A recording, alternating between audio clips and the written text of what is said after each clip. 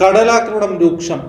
പാലപ്പെട്ടി അജ്മീർ പള്ളിയുടെ ഒരു ഭാഗം കടലെടുത്തു. പാലപ്പെട്ടി അജ്മീർ പള്ളിയുടെ ഒരു ഭാഗം കടലെടുത്തു. പള്ളി ഏത് നിമിഷവും തകർന്നു വീഴുമെന്ന അവസ്ഥയിലാണ്. നിരവധി വിശ്വാസികൾ ആശ്രയിക്കുന്ന പള്ളിയാണ് തകർച്ചയിലായിരിക്കുന്നത്. കഴിഞ്ഞ ദിവസങ്ങളിലെ കടലാക്രമണം രൂക്ഷമായ സാഹചര്യത്തിലാണ് പള്ളി തകർച്ചയിലായിരിക്കുന്നത്. പള്ളിക്ക് സമീപത്ത് കഴിഞ്ഞ കുറച്ച് മാസങ്ങളിൽ ജിയോ ബാഗുകൾ സ്ഥാപിച്ചെങ്കിലും ഇതെല്ലാം കടലെടുത്തിരിക്കുകയാണ്.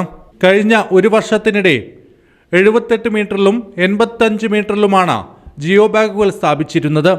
എന്നാൽ ഇതെല്ലാം കടലെടുത്ത അവസ്ഥയിലാണ്. വരും മണിക്കൂറുകളിൽ കടലാക്രമണം രൂക്ഷമായാൽ പള്ളിയാകെ കടലെടുക്കുമെന്ന അവസ്ഥയിലാണ്. 2-3 കൊല്ലമായി റോഡ് പൊളിഞ്ഞിട്ട് ഇങ്ങനെ കിടക്കണം. ഒരാൾ ഒന്നും ചെയ്യണമില്ല, പിടിക്കണമില്ല. കുറേ കാര്യമില്ലാത്ത മണ്ണവിടെ ഇട്ട് അവിടെ ആണെങ്കിൽ ആളുകൾക്ക് ഒരു ഉപകാരമില്ല. പള്ളിയാണെങ്കിൽ പൊളിഞ്ഞു പോണ്, എല്ലാം പൊളിഞ്ഞു പോണ്. പള്ളി പൊളിഞ്ഞിട്ട് പൊളിഞ്ഞു പോണതല്ല, പള്ളി ഏതാണ്ടും പൊളിഞ്ഞു പോയി, പകുതി പോയിരിക്കണു പള്ളി.